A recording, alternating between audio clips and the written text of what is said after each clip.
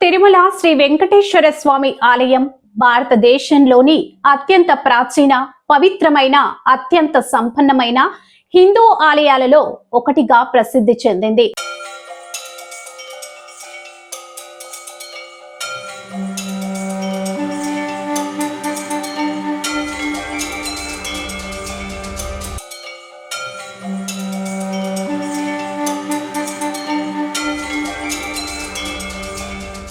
ఇది ఆంధ్రప్రదేశ్ రాష్ట్రంలోని తిరుపతి పట్టణానికి సమీపంలోని 7 కొండలు శేషాచలం పర్వత శ్రేణిపై నిర్మించబడింది.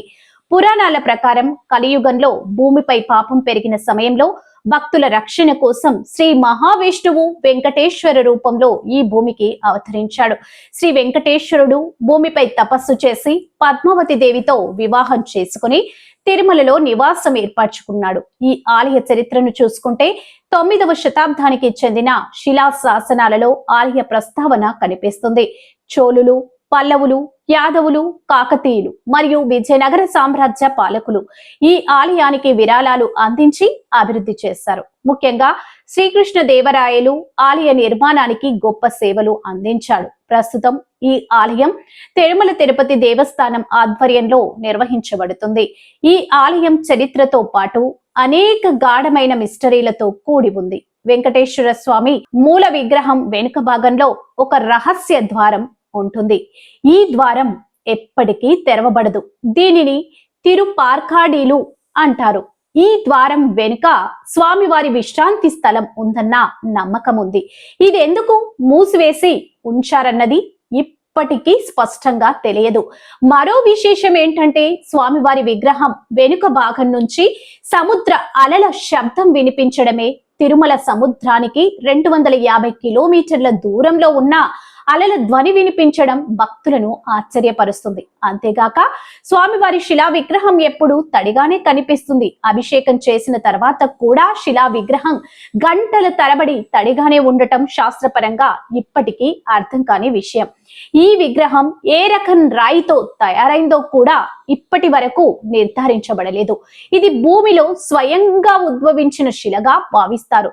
తిరుమల లడ్డు ప్రసాదం కూడా మరో మిస్టరీగా పరిగణించబడుతుంది. ఇది 300 సంవత్సరాలుగా అదే రుచితో తయారవుతూ వస్తుంది. ఈ లడ్డు తయారీకి ఉపయోగించే పదార్థాలు, మిశ్రమాల ప్రక్రియ గోప్యంగా ఉంచబడుతుంది. ప్రతిరోజు దాదాపు 2 లక్షల లడ్డూలు తయారవుతాయి. 2014లో దీనికి GI ట్యాగ్ లభించింది. అంతేకాకుండా ఆలయంలో హుండీ ద్వారా వచ్చే విరాళాలు కూడా ఒక విశేషం. రోజుకు 2 నుంచి 5 కోట్ల వరకు విరాళాలు సమర్పించబడతాయి. పండగ రోజుల్లో మొత్తం 100 కోట్లు దాటుతుంది. హుండీలోకి బంగారు ఆభరణాలు, రత్నాలు, విదేశీ కరెన్సీలు కూడా వస్తుండటంతో ఇది ప్రపంచంలోనే అత్యధిక ధనిక ఆలయంగా మారింది. మరో ఆశ్చర్యకరమైన విషయం ఏంటంటే ఆలయంలో వెలిగించే నెయ్యి దీపాలు ఎలాంటి వాతావరణ పరిస్థితులకు బాధపడకుండా నిరంతరం వెలుగుతూ ఉండటం ఇది స్వామివారి చైతన్యానికి చిహ్నంగా భావించబడుతుంది. ఆలయం మూసివేసినప్పుడు కూడా కొన్ని దీపాలు ఆరిపోకుండా వెలిగిపోతున్నాయని ఆలయ సేవకులు చెబుతారు. అదేవిధంగా స్వామివారి కిరీటంలో ఉన్న వజ్రం రాత్రి వేళలో ప్రకాశించడం కూడా శాస్త్రానికి సవాలుగా నిలుస్తుంది.